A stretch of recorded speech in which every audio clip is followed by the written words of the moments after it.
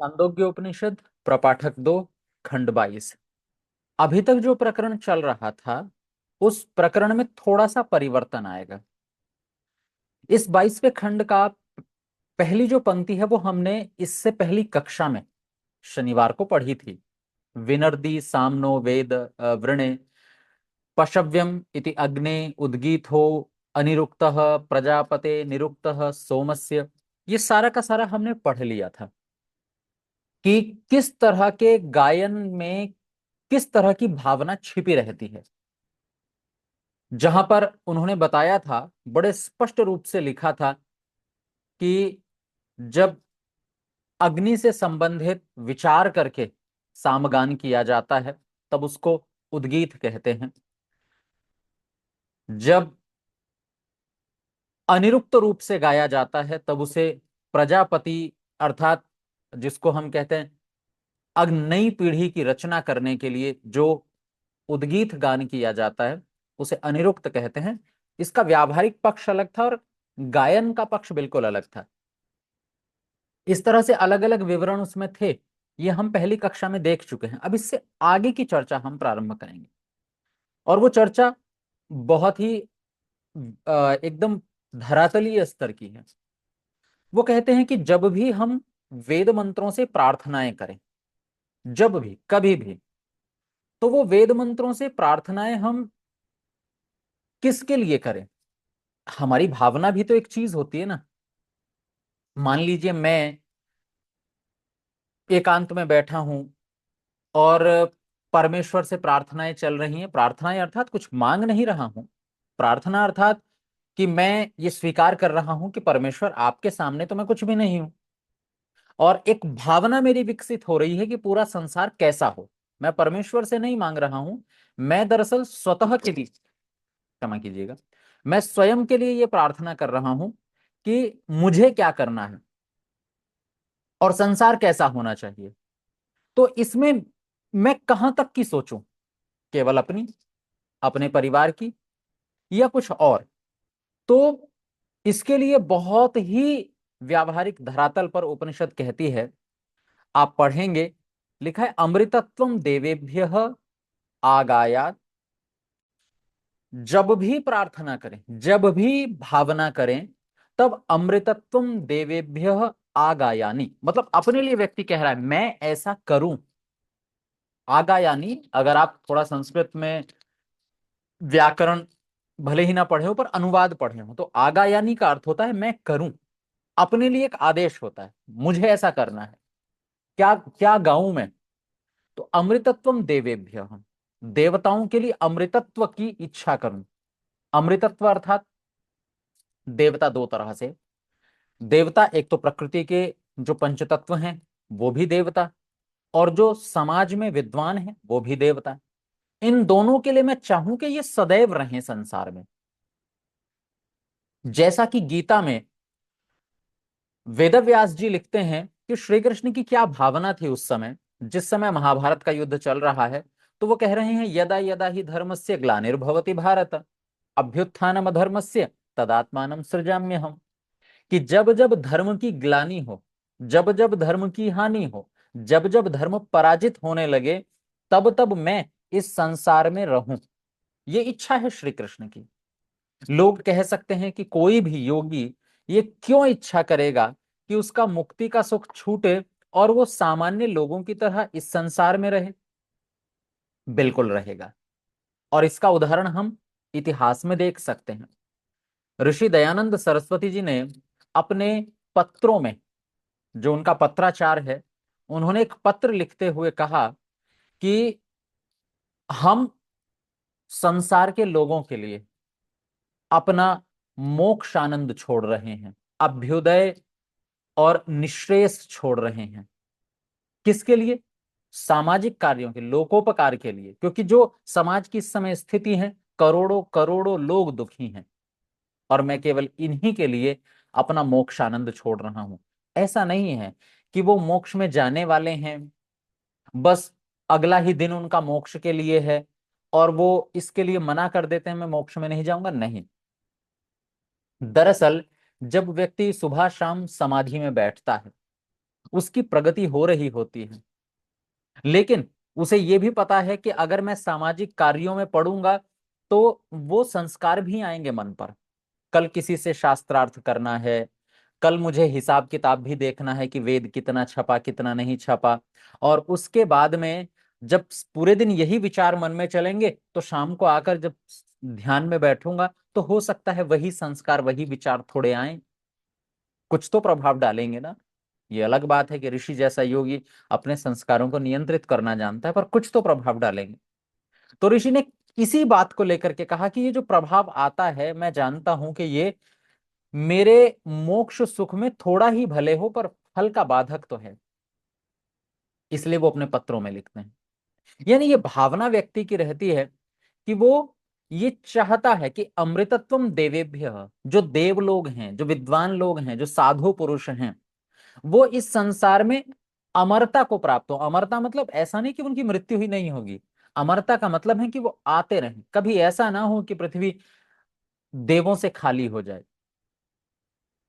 फिर कहा कि ये मैं गाऊं, मतलब ये मैं देवताओं के लिए भावना करूं, जब भी मैं वेद मंत्रों का गान करूं तब उनमें एक भावना ये भी हो।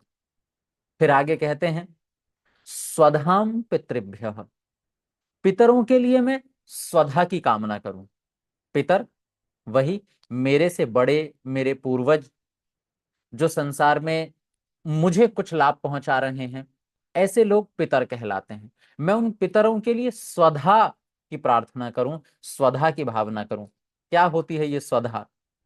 देखिए दो तरह के शब्द होते हैं, एक स्वाहा एक स्वधा, और आपने संभवतः दोनों ही सुने होंगे, स्वाध्यायशील लोग हैं आप। तो वहां लिखा होता है स्वाहा स्वधाकार। एक श्लोक बड़ा प्रचलित है कि जिसके घर में यज्ञ नहीं होता वो घर श्मशान की तरह होता है। नवेद शास्त्राणी शास्त्र ध्वनि गर्जितानी, और फिर आगे आता स्वाहा स्वधाकार विवर्जितानी, श्मशानी तुल्याणी गृहाणी तानी। ऐसे घर श्मशान के तुल्य होते हैं जहां पर वेद की ध्वनि नहीं गूंजती। और अगला वाक्य लिखा है स्वाहा स्वधाकार विवर्जितानी, जहां स्वाहा और स्वधाकार नहीं होता। ये स्वाहा और स्वधाकार क्या होता है? जब भी हम यज्ञ करते हैं तो उसमें एक यज्ञ होता है देव यज्ञ। देव यज्ञ में जो हम आज्य की आहुति प्रदान करते हैं उसे स्वाहा कह करके देते हैं। स्वाहा मतलब स्वाहा बोलेंगे और यज्ञ में आहुति प्रदान करेंगे, तो एक तरह से वो आहुति स्वाहा से जुड़ गई है, स्वाहा ही कहलाती है। लेकिन एक और यज्ञ होता है पितृयज्ञ। उस पितृयज्ञ में जब हम पितरों के लिए कुछ देते हैं, जैसे मैं अपने पिताजी को, अपनी माँ को, दादा को, दादी को या बड़े लोगों को भोजन करा रहा हूं, सेवा कर रहा हूं उनकी, तो वो जो उनको भोजन खिलाया जाता है उस आहुति को क्या बोलते हैं? है तो वो भी आहुति। भाई मैं घी की आहुति दे रहा हूं हवन कुंड में तो वो भी आहुति है। और अगर मैं अपने पितरों के लिए भोजन का ग्रास दे रहा हूं वो भी आहुति है। उसे कहा जाता है स्वधा। तो पितरों के लिए दिया जाने वाला आहार, भोजन, सम्मान, ये सब स्वधा कहलाता है। तो कह रहे हैं एक व्यक्ति क्या प्रार्थना करे, एक व्यक्ति क्या भावना करे पितरों के लिए, कह रहे हैं स्वधा। वो स्वधा की इच्छा करे, स्वधा पितृभ्य, यानी मेरे पितरों को सदैव भोजन और सम्मान मिलता रहे। कौन देगा? मैं ही तो दूंगा, क्योंकि लिखा है ना आगा यानी मैं करूं ऐसा, अपने लिए है ये। आगा यानी आदेश अपने को है। और फिर कह रहे हैं आगे मनुष्यों के लिए क्या चाहूं? मनुष्यों के लिए आशाम मनुष्येभ्य, मनुष्यों के लिए मैं आशा चाहूं। आशा मतलब, आशा को आज तक हम जिस अर्थों में समझते आए हैं उसे हम कहते हैं आशा मतलब संभावना, शायद हो जाएगा, एक विश्वास, हाँ हो जाएगा। अच्छा व्यक्ति जी जाएगा, हाँ जी जी जाएगा, आशा है। ये व्यक्ति बच जाएगा, जी बच जाएगा, आशा है। ये कार्य पूरा हो जाएगा, आशा है। तो आशा को हम एक विश्वास के रूप में लेते हैं, संभावना के रूप में लेते हैं, जबकि आशा का ये अर्थ नहीं है। आशा का अर्थ है हमारी इच्छा। आशा का अर्थ है इच्छा। इसलिए आशीर्वाद का भी अर्थ होता है इच्छाओं को कहना। अभी आशा मतलब इच्छा, और इसका यहां पर क्या अर्थ है? हम मनुष्य जो सामान्य है, जो देव नहीं बने हैं, जो देव नहीं है, जो पितर नहीं है, जो देव हैं उनकी सांसारिक इच्छाएं वैसे ही नाम मात्र की रह जाती हैं, केवल नाम मात्र की। और जो पितर हैं उन्हें भी अब बहुत सांसारिक इच्छाएं नहीं होती। अपने दादाजी पिताजी से पूछ करके देखिएगा कि पिताजी कौन से कपड़े चाहिए, तो वो मना करेंगे भाई क्या चाहिए, बहुत सारे रखे तो हैं। और किसी युवा से पूछ करके देखिएगा जो अभी बहुत बुद्धिमानी है, जो बहुत अनुभवी नहीं हुआ है, आयु के साथ अनुभव नहीं आएंगे, उसके पास 50 जोड़ी रखे हैं और पूछेंगे एक और चाहिए, बोले दे दो, एक और दे दो। उसकी इच्छाएं कभी समाप्त नहीं होती। लेकिन देव और पितरों की वैसी इच्छाएं नहीं होती जैसे हम सामान्य मनुष्यों की है। दोनों में बहुत अंतर है। इसलिए कह रहे हैं सामान्य मनुष्यों के लिए हम क्या चाहें? आशा। आशा अर्थात हम चाहें कि उन्होंने जो लक्ष्य बनाए हुए हैं वो पूरे हों।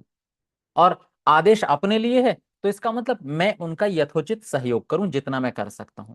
मनुष्यों के जो कार्य रुके हुए हैं, जो उनके लक्ष्य हैं, उनके उद्देश्य हैं, वो सब उद्देश्य पूरे हों, ऐसी मैं इच्छा करूं। इच्छा करूं अर्थात ऐसा मैं प्रयास भी करूं।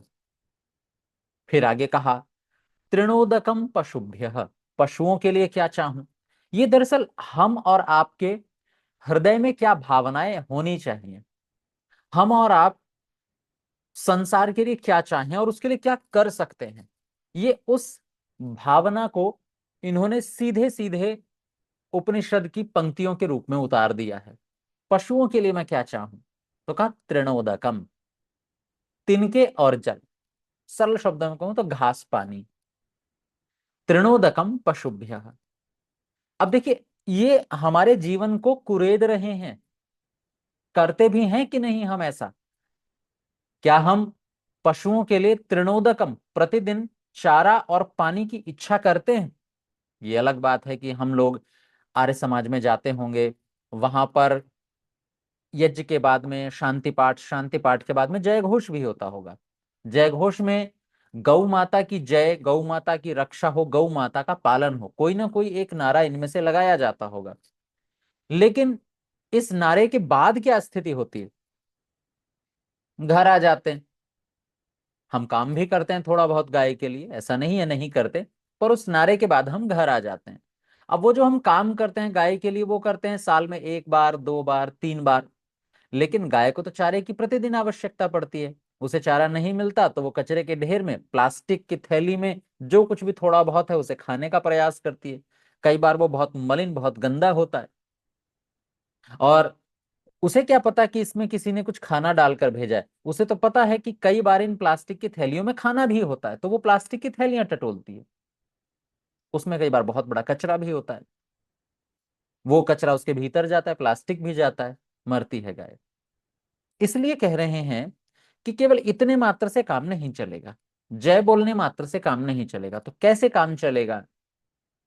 एक काम कीजिए, प्रतिदिन अपनी आय में से थोड़ा सा हिस्सा गायों के लिए निकालिए। और वो एक दिन में नहीं चलेगा कि आपने इकट्ठा किया और एक दिन कहीं पर दान कर दिया गायों के नाम से। नहीं, वो तो आप करिए, आपकी इच्छा, आपका अपना तरीका, अपनी शैली। लेकिन प्रतिदिन मैं गाय के चारे की कुछ न कुछ व्यवस्था जरूर कर दूं। मान लीजिए, बेहतर तो ये है कि आप में से जो लोग फ्लैट्स में नहीं रहते हैं, घरों में रहते हैं, तो घरों के आगे आपके गाय जरूर आती होंगी। और आप उस गाय के लिए चारा खरीद कर रखिए। जैसे सुबह सुबह आप कहीं जाते होंगे, टहलने के लिए जाते होंगे, रास्ते में चारा वाला होगा, नहीं होता तो उस रूट से जाइए जहां पर चारे वाला होता हो, जहां पर चारा मिल जाता हो, खरीद कर लाइए, ठीक ठाक सा ले आइए और अपने घर के आगे उसको डालिए। तो जो गाय प्रतिदिन आती है वो प्रतिदिन आया करेगी। तो मैं अपने हिस्से का तो कार्य करूं। जो फ्लैट्स में है उनके लिए एक बेहतर विकल्प ये है कि वो गाय के लिए गौशाला में प्रति मास कुछ न कुछ दान दे दिया करें। कुल मिलाकर के कह रहे हैं कि मैं इच्छा प्रतिदिन करूं। तृणोदकम पशुभ्य, पशुओं के लिए तृण घास और पानी, चारा और पानी, ये मिलता रहे, ये इच्छा मेरी होनी चाहिए, प्रयास मेरा होना चाहिए प्रतिदिन। और फिर आगे कहा स्वर्गम लोकम यजमानाय, और यजमान के लिए। ये दरअसल उन लोगों के लिए प्रार्थना है, उन लोगों की भावना है जो लोग पुरोहित हैं, जो यज्ञ आदि कार्य करवाते हैं, ये उनके लिए है। मान लीजिए मैं कभी यज्ञ करवाता हूं कहीं, तो मेरी क्या भावना होनी चाहिए अपने यजमान के प्रति? तो लिखा है स्वर्गम लोकम। स्वर्गम लोकम, स्वर्ग अर्थात सुख, सुख विशेष, सुख के साधन, सुख की सामग्री, इसे हम स्वर्ग कहते हैं। कह रहे हैं कि अपने यजमान के लिए स्वर्ग की इच्छा, कि उसे सुख मिले, ये एक पुरोहित करे। तो जितने भी आप में से भी बहुत लोग पुरोहित होंगे। मैं निश्चित कहता हूं कि अभी हमारी कक्षा में कितने, 117 लोग जुड़े हुए हैं, और उन 117 में से कम 80 लोग ऐसे होंगे जो यज्ञ करवाते होंगे, निश्चित रूप से होंगे। तो हमें लग रहा है कि जी हम पुरोहित तो है नहीं, हमें लग रहा है कि हम तो आर्य समाज में रहते हैं, पुरोहित तो कोई और है वहां पर नहीं, यज्ञ तो हम भी करवाते हैं, यज्ञ करवाना तो हमें भी आता है, तो हम भी तो पुरोहित हुए। क्या भावना रखें जिसके यहाँ यज्ञ करवा रही हैं, जिसको यज्ञ करवा रहे हैं, तो कह रहे हैं सुख की प्रार्थना करें। हम ये भाव मन में लाएं कि जो व्यक्ति यज्ञ करवा रहा है, सामग्री जिसकी है, मैं तो केवल करवाने जा रहा हूं, मेरी तो केवल मंत्र पाठ चलेगा, इस व्यक्ति को इस पुण्य के बदले सुख मिले।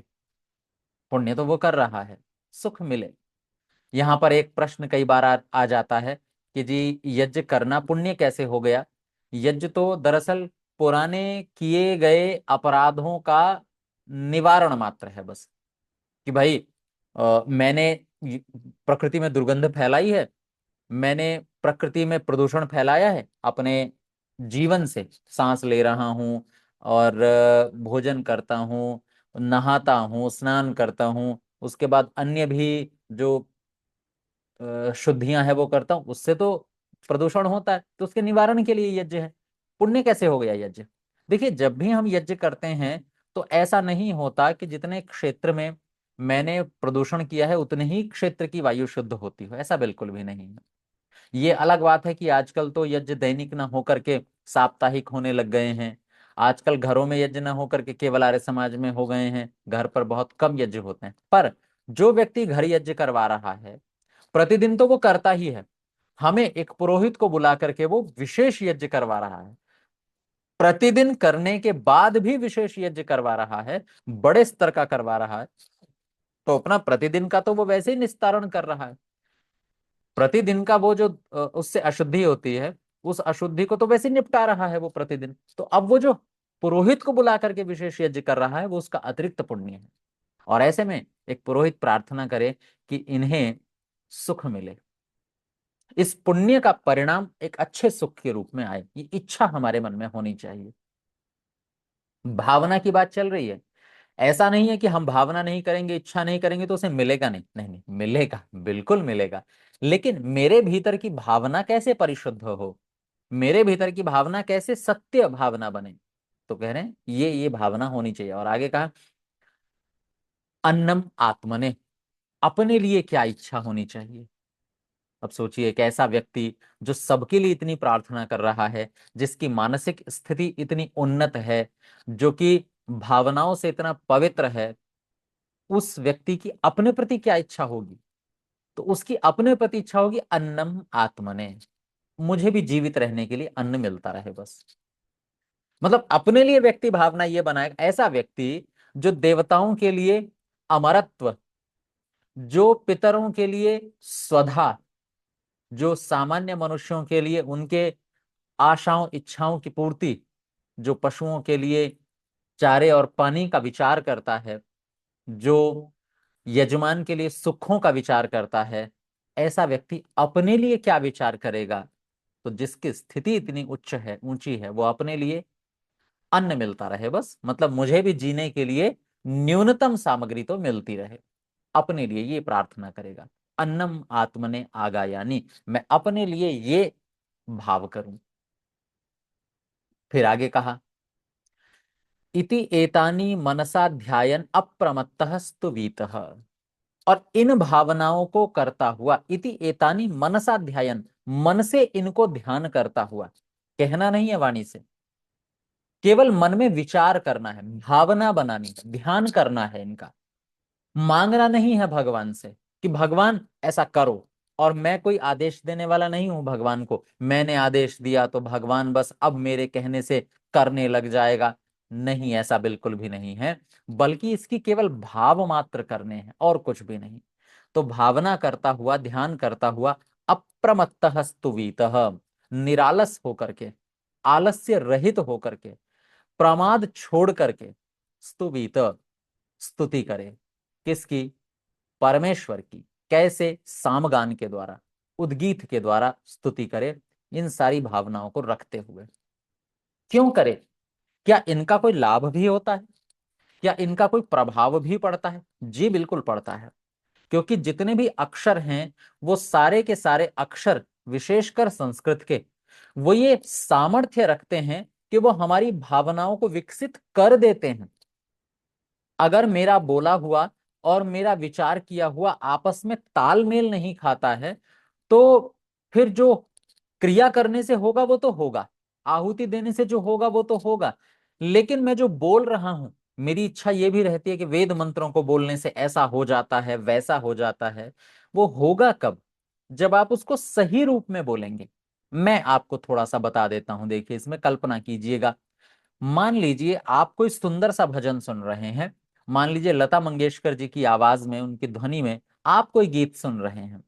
कंपोजर ने उस गीत को कंपोज किया है। मालिक, मान लीजिए गीत है, ए मालिक तेरे बंदे हम, ऐसे हों हमारे कर्म। अब ये जो गीत है, इस गीत के शब्द, इस शब्दों को बोलने का तरीका, उच्चारण का तरीका, और पीछे बज रहा संगीत, अगर ये तीनों चीज आपस में मेल नहीं खाती हैं, तो वो भावना हमारे मन में कभी आएगी ही नहीं।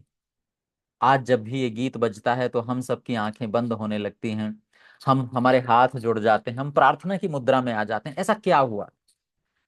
जब भी घंटी बजती है, वो जो भजनों के समय, सत्संग के समय, वो जो घंटी बजाते रहते हैं व्यक्ति पीछे बैठ करके, अब सोचिए वैसा क्या भाव पैदा कर देती है कि हमारे मन में तुरंत परमेश्वर की प्रार्थना और स्तुति के भाव आ जाते हैं। भाई संगीत ही तो है। तो जिस तरह से अन्य वाद्य यंत्र बजाए जाते हैं, वो घंटी भी उसी तरह से, बांसुरी भी उसी तरह से, वीणा भी उसी तरह से। लेकिन जैसे ही बांसुरी बजती है, जैसे ही वीणा बजती है, हमारे भीतर कुछ सात्विक भाव उत्पन्न होते हैं। और जैसे ही ड्रम सेट बजता है, पाश्चात्य संगीत बजते हैं, सारे नहीं, कुछ, तो उन संगीतों को सुन करके हमारे मन में अलग तरह के भाव पैदा होते हैं। तो शब्द, शब्द बोलने का तरीका, उसके उच्चारण का तरीका और उसका संगीत, ये सारे के सारे मिलकर के एक भाव पैदा करते हैं हमारे मन में, अगर सटीक तरीके से उपयोग किया गया हो तो। इसलिए कह रहे हैं कि जब भी स्तुति करें, जब भी प्रार्थना करें, तो ये प्रार्थनाएं क्या हमारे भावों पर सच में प्रभाव डालती हैं? बिल्कुल डालती हैं। कहते हैं सर्वे स्वराः इंद्रस्य आत्मानः, क्योंकि सारे स्वर, व्यंजन और ऊष्म, इसके बाद में ऊष्म के साथ साथ जो य, र, ल, व, जिन्हें हम अंतस्थ कहते हैं, क्षमा कीजिए, ये सारे के सारे किसी न किसी भाव से जुड़े हुए हैं। किस भाव से? तो कह रहे हैं सर्वे स्वराः इंद्रस्य आत्मानः, सारे के सारे स्वर इंद्र की आत्मा की तरह हैं। किस इंद्र की आत्मा की तरह हैं? दरअसल इंद्र माने में स्वयं। जैसे मेरा शरीर है, उसकी जरा कल्पना कीजिए, मेरा अपना एक शरीर है, उस शरीर को चलाने वाली आत्मा जो कि इंद्र कहलाती है। क्यों वो इंद्र कहलाती है? क्योंकि वो इंद्रियों की स्वामी होती है। इंद्रियों के स्वामी को इंद्र कहते हैं। चाहे हम उसे देवताओं के रूप में देखें, जैसे हम बिजली को भी इंद्र कहते हैं, मतलब सूर्य के प्रकाश से कड़कने वाली बिजली, हम ठीक है, हम उसको इंद्र कह देते हैं सूर्य के प्रकाश से, अर्थात मतलब एक ऊर्जा है जो सूर्य में भी वही है और कड़कने वाली बिजली में भी वही है। हम उसे इंद्र कहते हैं। क्यों? क्योंकि वो जितने भी ऊर्जा से चलने वाली चीजें, उनका स्वामी है। माने हमारी जो आत्मा है वो हमारी इंद्रियों की मालिक है, स्वामी है, इसलिए उसको इंद्र कहा जाता है। तो जैसे हमारे शरीर में एक आत्मा होती है, उसके बाद हमारे शरीर में फिर आगे संतानों को जन्म देने का सामर्थ्य होता है, ऐसे ही हमारे ही शरीर में आगे जाकर के एक स्थिति आती है कि जब हम मृत्यु की ओर बढ़ रहे होते हैं, तो ये बहुत सारी परिस्थितियां हमारे शरीर में आती हैं। यानी इंद्र जब आत्मा शरीर से जुड़ती है, वो परिस्थिति, जब हम अगली पीढ़ी को जन्म देते हैं एक आयु के बाद, वो परिस्थिति, और जब हम मृत्यु की ओर बढ़ते हैं, वो परिस्थिति। तो कह रहे हैं इस परिस्थिति को जरा अक्षरों पर ढाल करके देखिए। इन्होंने 4 भागों में बांट दिया सारे के सारे अक्षरों को। सबसे पहले आ गए स्वर, फिर आए ऊष्म, उसके बाद जितने भी क ख ग घ से लेकर के म तक के अक्षर हैं, 25 अक्षर हैं, उन्हें कहते हैं स्पर्श। और फिर उसके बाद अंतिम में आते हैं आ, ये स्वर, ऊष्म, स्पर्श वर्ण, और मैं अभी उसका नाम भी मैंने लिया था, अंतस्थ। अंतर। अंतस्थ, हाँ ठीक है। तो ये इन भागों में इन्होंने बांटा और कहा कि सारे स्वर इंद्र की आत्मा की तरह हैं। यानी जैसे मैं स्वयं आत्मा हूं, तो आत्मा की तरह है। पूरे वर्णों वर्णों की जो मूल ध्वनि है, वो ध्वनि है स्वर। माने अगर आप भाषा का आधार देखें तो भाषा कहाँ से शुरू होती है? क्या क ख ग घ ङ ये भाषा से इसकी यहां से भाषा से शुरुआत होती है? नहीं, यहां से भाषा की शुरुआत होती ही नहीं है, ये प्रारंभ नहीं है। प्रारंभ है स्वर, जिसको मूल ध्वनि कहते हैं। इसी को व्याकरण की भाषा में नाद भी कहते हैं। अगर आप में से कुछ लोगों ने वर्णोच्चारण शिक्षा पढ़ी हो तो वहां पर आता है, सबसे पहले जब हम बोलना प्रारंभ करते हैं तो एक नाद उत्पन्न होता है। आत्मा बुद्ध्या समेत्यार्थान मनोयुंक्ते विवक्षया मन कायाग्निमाहंति सब प्रेरति मारुत मारुतस्तूरसी चरण मंदम जनयति स्वरम। यानी इस पूरी प्रक्रिया में आत्मा कहता है मन को कि भाई कुछ बोलना है। मन आत्मा बुद्धि को कहता है, क्षमा कीजिए, बुद्धि मन को कहती है। मन हमारे शरीर की अग्नि को प्रेरित करता है, अग्नि हमारे शरीर की वायु को प्रेरित करती है, और वो वायु धीरे धीरे ऊपर उठती हुई एक स्वर को जन्म देती है। ये स्वर ही नाद है। अब ये जो नाद है, ये नाद मूल है, आधार है किसी भी अक्षर का, पूरी भाषा का। यहीं से अलग अलग अक्षर फूटते हैं, बनते हैं, मूल में यही रहता है। तो ये जो नाद है, ये नाद अलग अलग भागों में बंटता है। मूल स्वर जो है वो 3 है केवल, अ ई उ। ये 3 मूल स्वर हैं। इन तीनों में भी अगर कोई मूल है तो वो अ है। मतलब पूरी भाषा का आधार है स्वर। स्वर भी मूल में केवल 3 है, अ ई उ। बाकी जो स्वर हैं रि, वो र का प्रभाव आता है जब स्वरों पर, वो स्थिति है लृ। जब स्वर पर ल का प्रभाव आ जाए तब लृ बनता है। ए ऐ ओ औ, ये अ ई और अ उ, इनको मिलाकर के बने हुए अलग अक्षर हैं स्वर ही, लेकिन मूल स्वर नहीं। अ ई, क्षमा कीजिए, अ ई, हाँ, इनको मिलाकर के बनता है ए ऐ। अ उ, इन दोनों को मिलाकर के बनता है ओ औ। तो ये ए ऐ ओ औ अपने आप में मूल स्वर ना हो करके अ के साथ ई और अ के साथ उ को मिलाकर बने हुए अलग अक्षर हैं। तो मूल स्वर क्या हुए? अ ई उ केवल। इनका भी मूल क्या है? इनका भी मूल है केवल अध्वनि। अंदर से अध्वनि आती है और वो अध्वनि ही बाद में जाकर के अन्य ध्वनियों में बंटती है। ये तो हो गए स्वर। आत्मा की तरह है ये। जैसे हमारी आत्मा हमारे शरीर को चलाने के लिए हम हैं, ऐसे ही सारी भाषा को, सारे अक्षरों को चलाने के लिए उनका जो आत्मा है वो स्वर है। इसलिए कहा सर्वे स्वराः इंद्रस्य आत्मानः। वो इंद्र की आत्मा की तरह है। यानी कि जैसे हम स्वयं आत्मा अपने शरीर को चलाने के लिए आधार हैं, ऐसे ही स्वर पूरे शब्दों को, पूरी भाषा को चलाने के लिए आत्मा है, आधार है। फिर कहा सर्वे ऊष्माणः प्रजापते है आत्मान। सारे ऊष्म, ऊष्म में आते हैं 4 अक्षर, तीनों श, जिनमें शांति वाला तालव्य श, जिसमें षटकोण वाला मूर्धन्य श, और जिसमें सड़क वाला दंत्य स और ह। ये 4 अक्षर ऊष्म कहलाते हैं। कहा कि ये प्रजापते है आत्मानः, मानो ये प्रजापति की आत्मा है, यानी हमारे ही शरीर की वो स्थिति कि जब हम अपने ही शरीर से एक नया शरीर को जन्म देते हैं। तो जब हमारे भी तो तीन पड़ाव है ना, तीन चार पड़ाव हैं। हम जन्म लेते हैं, आत्मा शरीर में आती है, फिर अपने जैसा एक और शरीर उत्पन्न करते हैं, और फिर उसके बाद में मृत्यु को प्राप्त होते हैं। तो आत्मा हुई स्वरों की तरह, और जो संतानोत्पत्ति है वो हुई श श श ह ऊष्मों की तरह। क्यों ऊष्मों की तरह? क्योंकि जो ऊष्मों का बनने का स्थान है या बनने का तरीका है, ऊष्म कहे जाते हैं घर्षणशील। ऊष्म कहे जाते हैं कि जब हमारे शरीर में बहुत ऊर्जा पैदा होती है, ऊष्मा पैदा होती है। इनको नाम ही ऊष्म इसलिए पड़ा। जब इनको बोलेंगे तो आप देखेंगे इनसे एक ऊष्मा, एक ऊर्जा पैदा होती है। हालांकि वो इतनी नहीं होती कि वाणी में आग लग जाए, ऐसा नहीं होता, हमारा मुंह गर्म हो जाए, इतनी भी नहीं होती, पर हाँ होती है। अन्य अक्षरों की अपेक्षा इन अक्षरों को बोलने में ऊर्जा अधिक लगती है।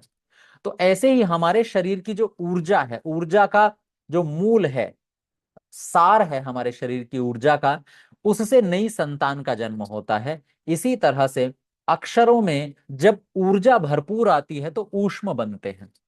इसलिए उनको हमारे ही शरीर से जोड़ करके बता दिया गया कि जिस तरह से हम प्रजापति के रूप में कार्य करते हैं, अर्थात नई संतान को जन्म देते हैं ऊर्जा से, ऊष्मा से, उसी तरह से अक्षरों में भी जब सर्वाधिक ऊर्जा लगती है तो ऊष्म बनते हैं। फिर कहा सर्वे स्पर्शाः मृत्योः आत्मानः, सारे के सारे स्पर्श मृत्यु की आत्मा की तरह हैं। मृत्यु की आत्मा कैसे हो गए? तो जितने भी स्पर्श आते हैं, स्पर्श में 25 अक्षर आते हैं। क ख ग घ ङ ये 5 अक्षर, च छ ज झ य ये 5 अक्षर, ट ठ ड ढ ण ये 5 अक्षर, त थ द ध न ये 5 अक्षर, और प फ ब भ म ये 5 अक्षर। तो क के बाद वाले 5 अक्षर, च के बाद वाले, ट के बाद वाले, त के बाद वाले, और प के बाद वाले। तो पांच पांच अक्षर के 5 ग्रुप हो गए, जिनको हम वर्ग भी कहते हैं। क वर्ग, च वर्ग, ट वर्ग, त वर्ग और प वर्ग। और इनमें पांच में पांच पांच अक्षर है, तो पांच पंजे 25 अक्षर हो गए। ये 25 अक्षर ही स्पर्श वर्ण कहलाते हैं। स्पर्श वर्ण कहलाते हैं, यानी ये व्यंजन है सबके सब। व्यंजन का मतलब ये स्वरों से बनते हैं।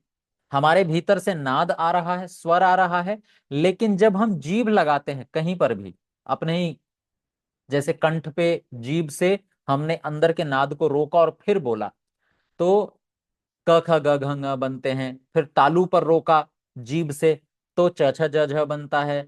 मूर्धा पर रोका तो ट ठ ड ढ ण बनते हैं। दांत पर आए हुए नाद को रोका, दांत पर जीभ लगा करके रोक दिया भीतर के नाद को, और फिर जीभ से छोड़ा तो त थ द ध न बनते हैं। और दोनों होठों को मिला करके उस नाद को रोक करके फिर एकदम से छोड़ते हैं तो प फ ब भ म बनते हैं।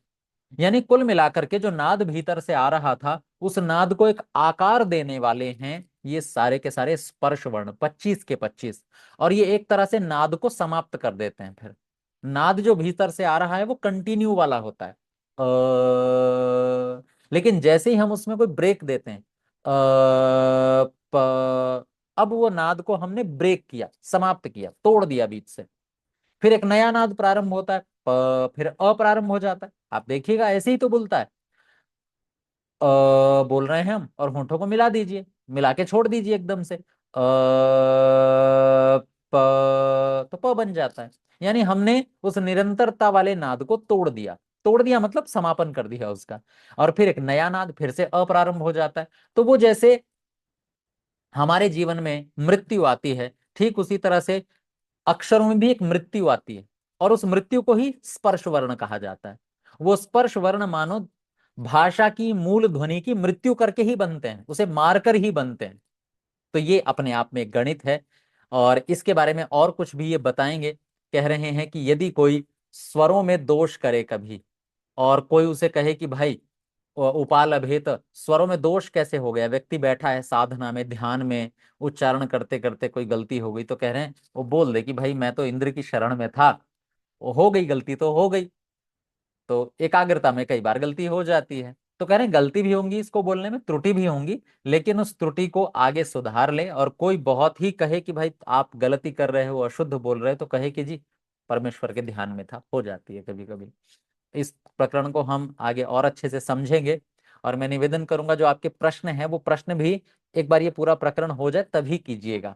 आज मैं प्रश्न ले भी नहीं पाऊंगा, और प्रश्न आधे अधूरे ही रह जाएंगे, क्योंकि कल फिर वही प्रकरण शुरू होगा, कुछ और आगे बातें बताई जाएंगी, तो फिर नए प्रश्न आ जाएंगे आपके। तो इसलिए इसे अभी हम यहीं विराम देते हैं।